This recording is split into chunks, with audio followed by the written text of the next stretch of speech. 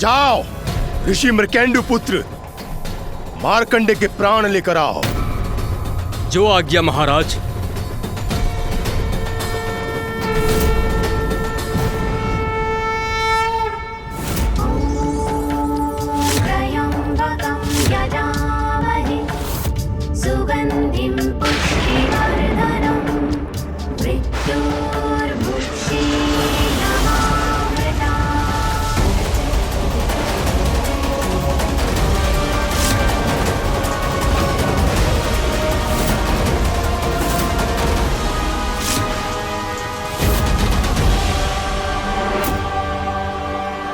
नाथ, पूर्व में इस बालक के पिता ने अपना भाग्य परिवर्तित किया था। संतानहीन होना उनकी नियति थी। फिर भी उन्होंने इस पुत्र को प्राप्त किया और अब यह बालक अपने भाग्य को एक नवीन दिशा देकर ही रहेगा।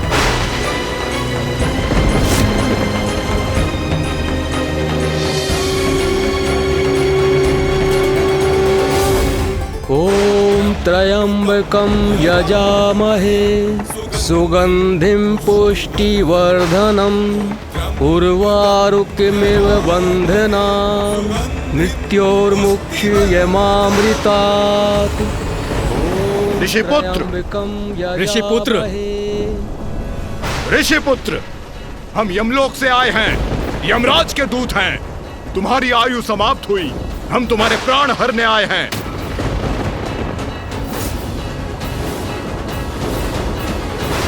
पृथ्वी पर तुम्हारा समय समाप्त हुआ। अब हमारे साथ शांतिपूर्वक चलो, वरना बंदी बनाकर ले जाएंगे तुम्हें।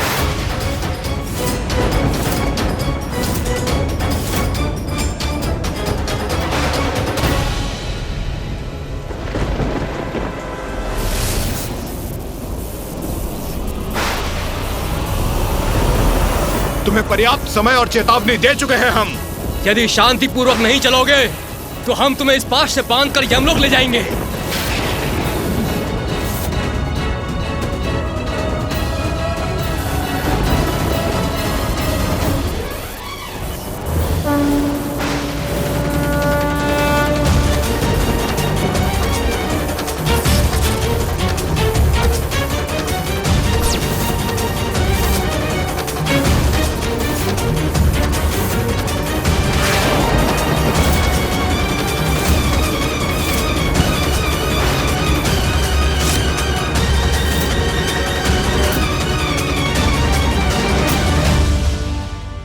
यमराज के दूतों ने ऋषि मार्कंडे पर अपना पाश फेंक दिया। तो क्या वो उन्हें बंदी बनाने में सफल हुए? क्या वो उन्हें यमलोक ले जाने में सफल हो गए माता? ऋषि मार्कंडेय तो यहाँ उपस्थित हैं, अर्थात गणेश के प्रश्न का उत्तर तो स्पष्ट है। कहो कार्तिकेय, तुम्हारे अनुसार क्या है गणेश के प्रश्न का उत्तर? वो यमदूत क्या बालक मार्कंडेय को बंदी बनाने में सफल हुए होंगे?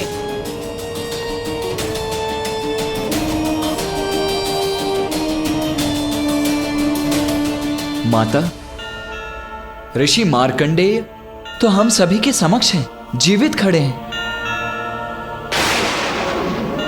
तो क्या अर्थ समझू इसका कि दोनों यमदूत मार्कंडेय के प्राण नहीं हर सके? तो क्या तुम्हारे अनुसार मेरे द्वारा उत्पन्न यमदूत अक्षम थे अपने कार्य का निर्वाह करने में? नहीं माता, मैं यमदूतों की क्षमता अथवा अक्षमता पर अपना मत व्यक्त नहीं कर रहा हूं।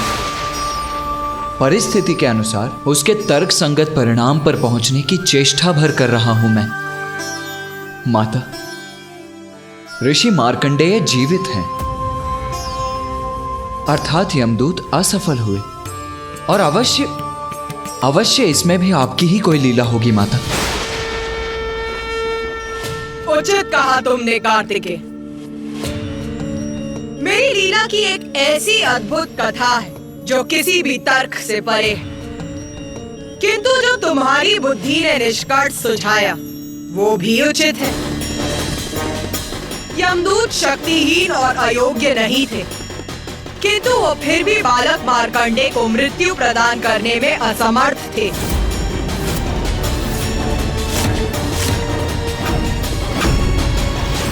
ये कैसे हुआ माता?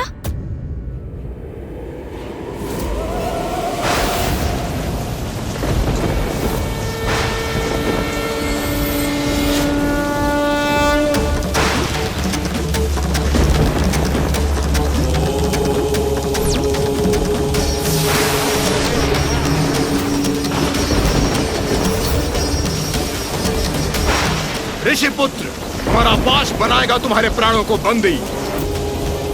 यमदूत हैं हम, तुम्हारी आत्मा को अपने साथ अवश्य ही लेकर जाएंगे।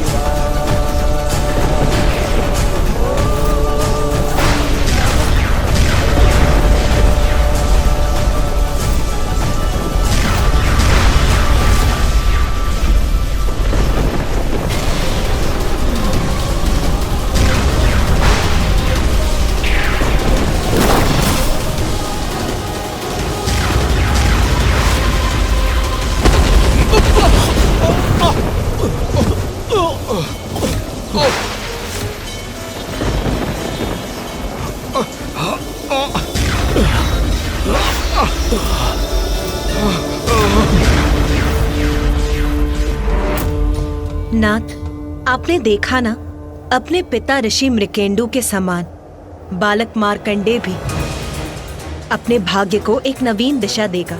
वो सत्य हुआ। यमदूत उसके निकट भी नहीं आ सके, स्पर्श भी नहीं कर सके उसका।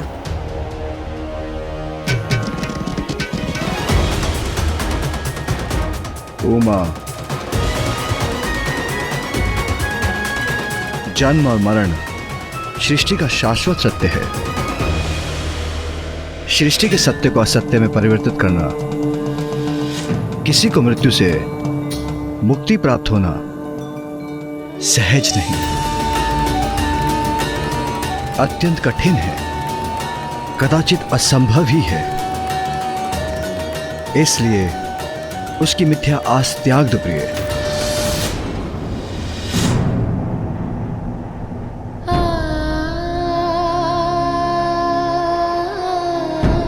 तो क्या महादेव अपने भक्त की भक्ति को नकार देंगे? उसको उसकी आस्था, उसकी श्रद्धा का उचित फल प्रदान नहीं करेंगे? अवश्य ये कोई असाधारण बालक है। इसकी रक्षा कोई दिव्य मायावी शक्ति कर रही है। हमें यथाशीघ्र ही धर्मराज यमराज को जाकर इसके बारे में सूचित करना चाहिए।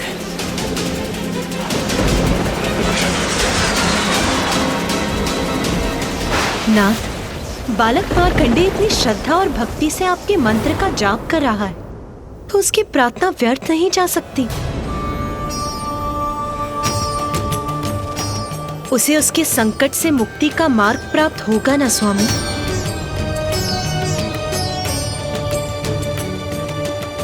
मैं आपको मिथ्या आस नहीं दे सकता प्रिय।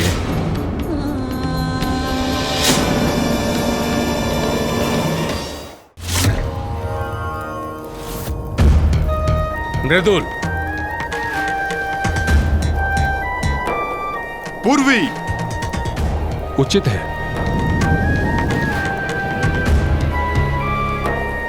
त्रयराज, उचित है।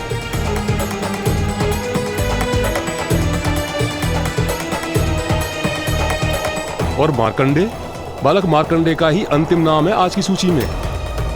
कहां है उनके प्राण? मैंने कहा मार्कंडे के प्राण कहां हैं? चित्रगुप्त जी महाराज, हम मार्कंडे को लेने अवश्य गए थे, किंतु क्षमा कीजिए महाराज, हम उसे लाने में असमर्थ रहे।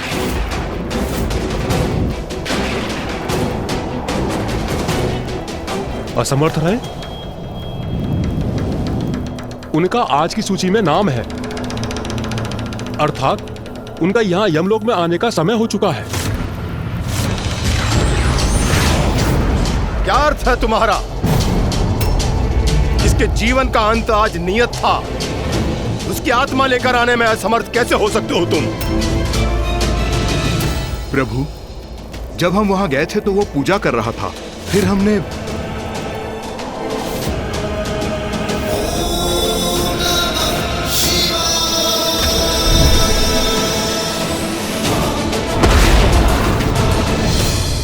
ये कैसे हो सकता है? यदि मार्कंडे की मृत्यु आज नियत है तो मेरे यमदूतों को उसकी आत्मा यमलोक लाने में कोई कठिनाई नहीं होनी चाहिए। हम भी इसी विश्वास के साथ वहां गए थे यमराज, किंतु हमारा वो पाश उसे बंधक बनाने में असमर्थ रहा। ऐसा प्रतीत होता है कि कोई दिव्य शक्ति सुरक्षा कवच बनकर उसकी सुरक्षा कर रही है। ऐसा पूर्व में कभी नहीं हुआ। प्रभु, कहीं ऐसा तो नहीं कि ये यमदूत उस बालक के प्राण को इसलिए नहीं ला पाए क्योंकि माता भैरवी द्वारा निर्धारित नियमों के अनुसार संतों ऋषियों की आत्माओं को लेने आपको स्वयं जाना चाहिए। मैं पूर्व भी आपसे यह निवेदन कर चुका हूं, किंतु चित्रगुप्त जी, इसका उत्तर हम पहले भी दे चुके हैं। यदि प्रत्येक ऋषि और संत के प्राण हम स्वयं लेने जाएंगे तो यमलोक की व्यवस्था कौन संभालेगा? कोई भी शक्ति, साधारण हो या असाधारण, दिव्य हो या मायावी, मेरी शक्ति को काटकर मृत्यु को नहीं टाल सकती। आयु पूर्ण होने पर स्वयं ब्रह्मदेव भी मेरे अर्थात धर्मराज यमराज के कार्य में बाधा नहीं बन सकते।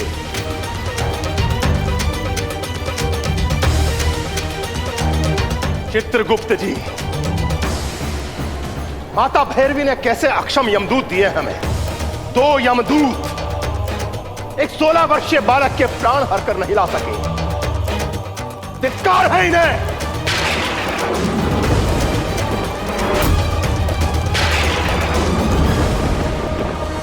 एक 16 वर्षीय तुच्छ बालक के प्राण लेने स्वयं यमराज को जाना होगा।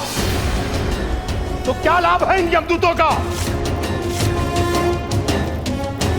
मैं स्वयं जाऊंगा, तनिक मैं भी तो देखूं कौन सी पूजा कर रहा है ये बालक मार्कंडे। सब व्यर्थ है। मेरे समक्ष किसी पूजा का कोई लाभ नहीं, कोई लाभ नहीं।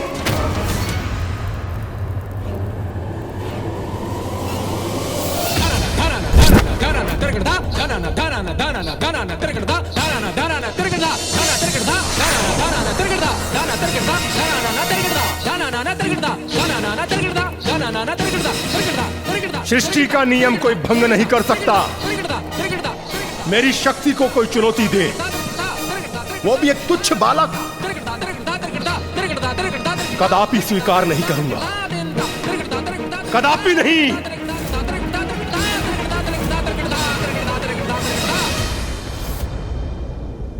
माता, ये स्थिति तो बहुत विकट हो गई ना।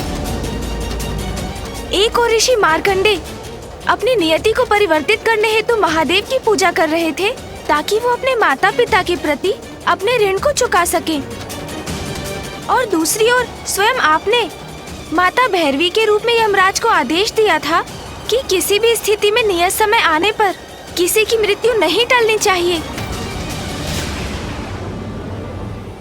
सर्वथा उचित है गणेश का ये प्रश्न। ये तो स्वयं माता और पिताश्री की शक्तियों में टकराव की स्थिति उत्पन्न हो गई। इसका क्या परिणाम हुआ होगा? माँ, इस दुविधा का क्या समाधान था? मृत्यु के नियम तो आपने ही निर्धारित किए थे और ऋषि मार्कंडे उन्हीं नियमों को भंग करने के लिए पूजा कर रहे थे।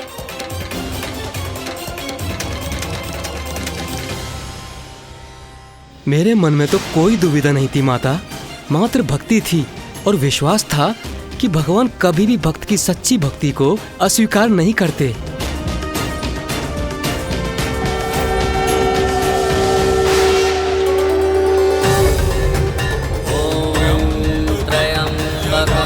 यजामहे सुगंधिं पुष्टिवर्धनम् उर्वारुकमिव बन्धनान्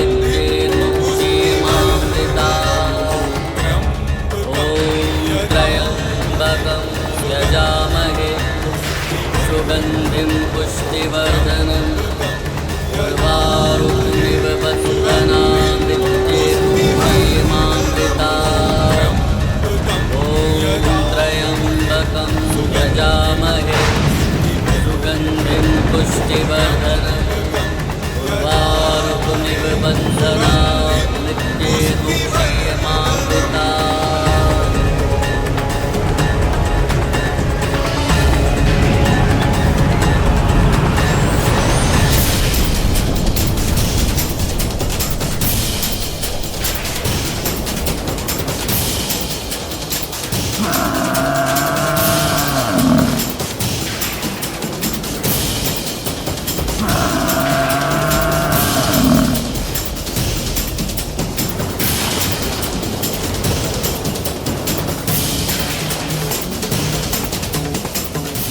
मृत्यु के पास में कोई सुरक्षित नहीं, यही सृष्टि का नियम है।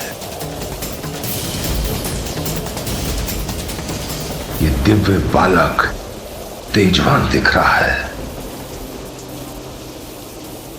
किंतु मेरे समक्ष व्यर्थ है इसका तेज, व्यर्थ है इसका असाधारण होना, क्योंकि मुझे अपने काल को अपने समक्ष देख भय से कंपित हो उठेगा ये।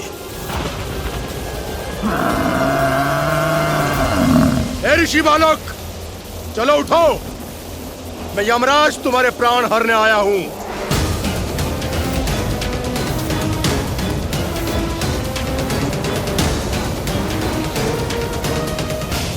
इस बालक का इतना दुस्साहस, मेरी अवहेलना कर रहा है। क्या इसे ज्ञात नहीं, इसकी कोई युक्ति, इसका कोई उपाय इसे मुझसे रक्षित नहीं कर सकता। तुमने सुना नहीं बालक, अपनी मृत्यु से अपनी रक्षा करने की तुम्हारी ये युक्ति, तुम्हारी ये पूजा सब व्यर्थ है। चलो उठो और चलो मेरे साथ।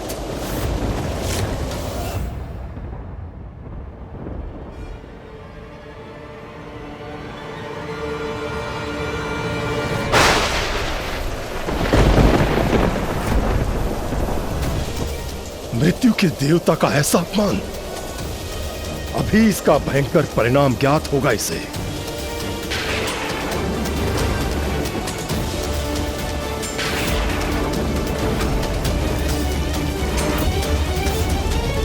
हाँ!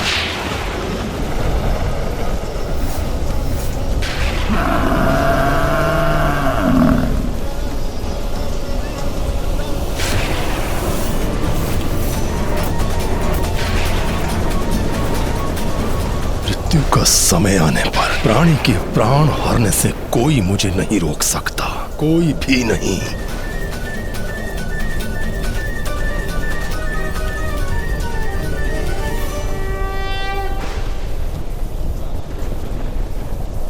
यमराज जी, मैं अपनी पूजा में इतना लीन था कि मुझे यहाँ आपकी उपस्थिति का भान ही नहीं हुआ। मेरा प्रणाम स्वीकार कीजिए। आयुष्मान।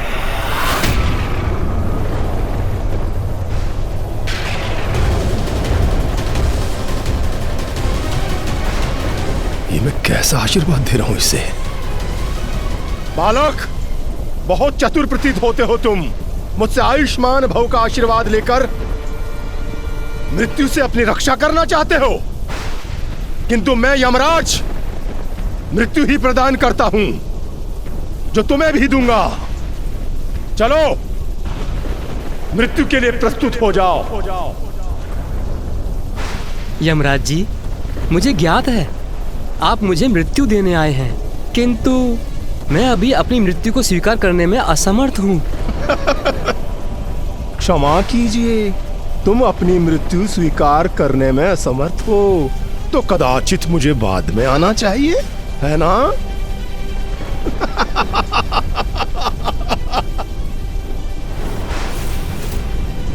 बालक, परिहास कर रहे हो, वो भी मेरे साथ, अर्थात यमराज के साथ। यमराज के साथ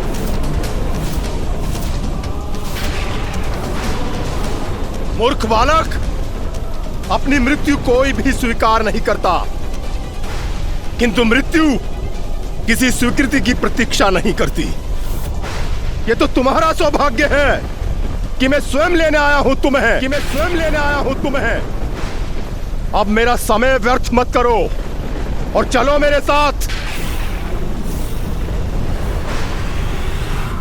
यमराज जी, मैं अपने माता पिता का एकमात्र पुत्र हूँ। यदि मेरी मृत्यु हुई तो वे निपट अकेले रह जाएंगे।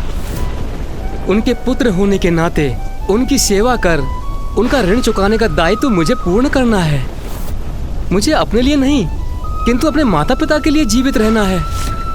मैंने उन्हें वचन दिया है कि मैं अवश्य उनके पास लौटूंगा। ए बालक, मुझसे छुटकारा पाने की तुम्हारी ये युक्ति कदापि सफल नहीं होगी। जब मृत्यु समक्ष होती है तो मनुष्य अनेक युक्तियां सोचता है। तब तुम तो क्या, मैं ब्रह्मदेव और इंद्रदेव की भी नहीं सुनता। सहस्त्रों चक्रवर्ती राजाओं के प्राण हर चुका हूं मैं। मुझसे कोई नहीं बच सका और ना ही बच सकेगा। तो आप अपना कर्तव्य निभाइए यमराज जी।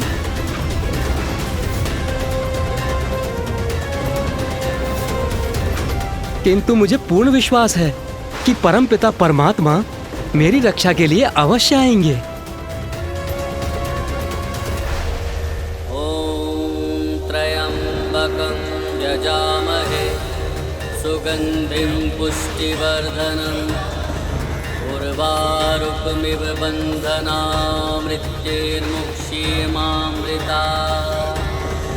ये बालक, तुम्हारा काल तुम्हारे समक्ष है और तुम शिवलिंग की पूजा कर रहे हो। क्या वास्तव में तुम्हें विश्वास है कि महादेव तुम्हारी मृत्यु से रक्षा कर सकते हैं? स्वयं माता भैरवी ने मुझे मृत्यु का देवता नियुक्त किया है। वो भी मेरे कार्य में हस्तक्षेप नहीं कर सकती। इसलिए अपना और मेरा समय व्यर्थ मत करो। तुम अपनी पूजा अधूरी छोड़ दो या पूरी करो, उससे कुछ नहीं होगा। अपने बनाए नियमों को भगवान भी भंग नहीं कर सकते। बालक, यदि मेरा अर्थात यमराज का क्रोध चरम पर पहुंच गया तो तुम्हें ज्ञात है क्या हो सकता है?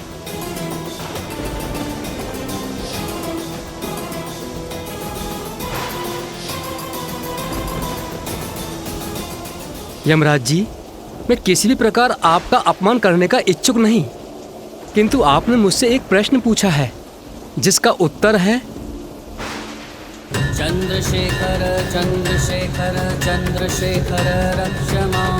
चंद्रशेखर चंद्रशेखर चंद्रशेखर पाहि मां। रत्नसानुशरासनं रजताश्रीनिकेतनं। स्वामी, आपका भक्त 8 स्वर में आपको पुकार रहा है, आपसे अपनी रक्षा की गुहार लगा रहा है। महादेव को अपनी रक्षा का मार्ग बनाना चाहता है ये, किंतु मृत्यु से इसकी रक्षा तो महादेव भी नहीं कर सकते।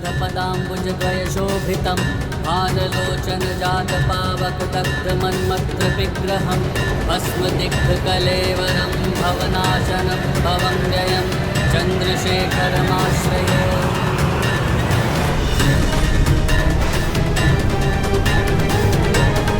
इसका इतना दुस्साहस, कह रहा है महादेव का आश्रय लेने वाले को मैं यमराज भी कुछ नहीं कर सकता।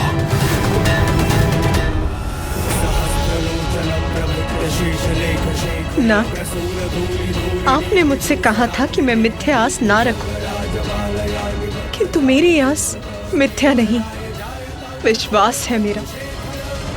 जब मार्कंडे उनमें अपना आश्रय ढूंढ रहा है जिनके मस्तक पर चंद्रमा विराजमान है, जिन्होंने रत्न जड़ित पर्वत सुमेरु को अपना धनुष बनाया, जो रजत के पर्वत हिमालय पर वास करते हैं,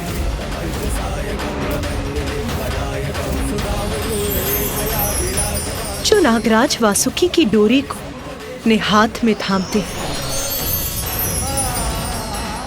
जिन्होंने स्वयं भगवान विष्णु को अपना बाण बनाकर त्रिपुर का दाह किया,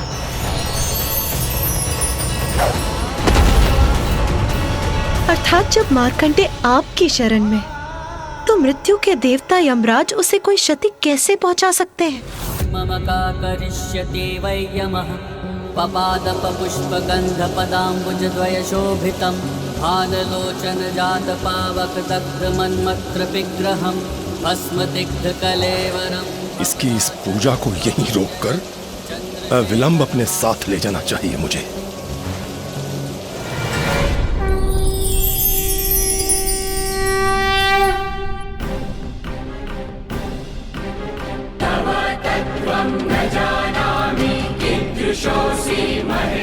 मेरी आस तो अभी भी स्थिर है नाथ, क्योंकि मार्कंडे आप में अपना आश्रय ढूंढ रहा है। वो जिनके चरण कमल मंदारादि सुगंधित कपाल का वृक्षों के पंच पुष्पों से सुशोभित है, जिन्होंने अपने भाल में स्थित त्रिनेत्र से कामदेव को भस्म कर दिया था, जो स्वयं भस्म में रमाए हुए,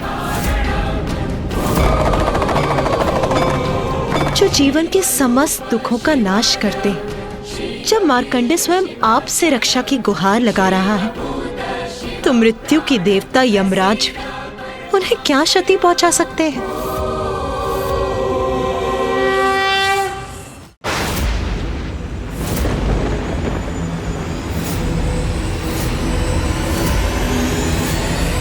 बस बालक, बहुत हो गई तुम्हारी ये पूजा, और बहुत हो गया तुम्हारे द्वारा महादेव का स्तुति गान।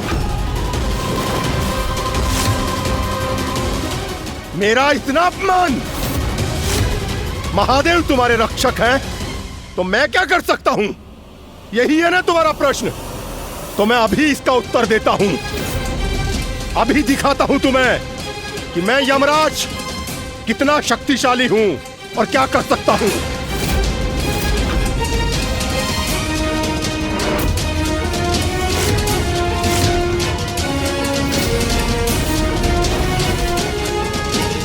ये पाश स्वयं माता भैरवी ने मुझे प्रदान किया था।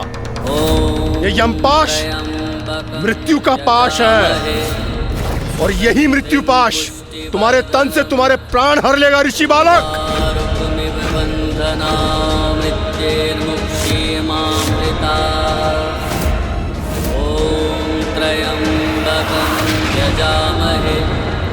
सुगंधिं पुष्टिवर्धनम् उर्वारुकमिव बन्धनामृत्यैर्मुक्षीमामृतात्। और स्मरण रहे, इस मृत्यु पाश से किसी की रक्षा संभव नहीं है। पुष्टिवर्धनम् उर्वारुकमिव बन्धनात् मृत्यैर्मुक्षीमामृतात्। महादेव, यमराज के मृत्यु पाश से मेरी रक्षा कीजिए प्रभु, मेरी रक्षा कीजिए महादेव।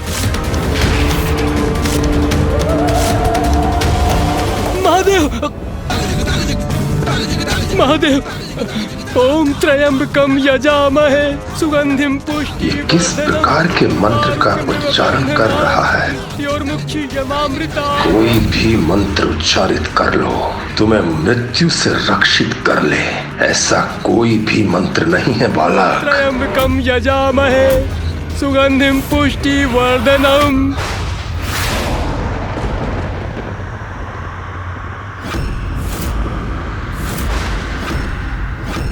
मेरा यमपाश, उसे कोई क्षति कैसे पहुंच सकती है?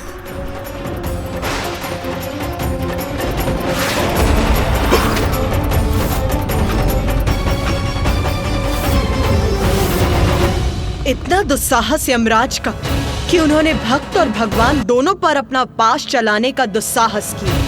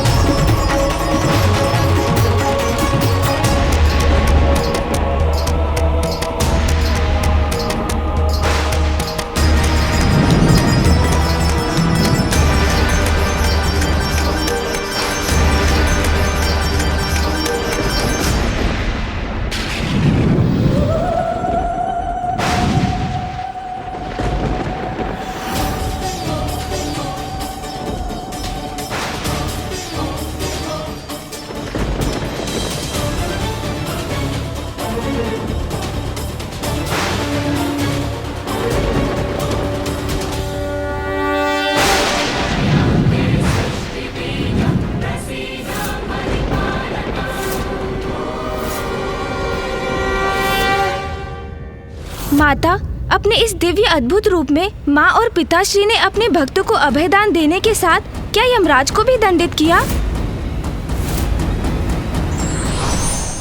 भगवान हो या साधारण व्यक्ति, उसे अपने पद और उसकी मर्यादा का ध्यान सदैव रखना चाहिए, अन्यथा दंड के भागी बन सकते हैं।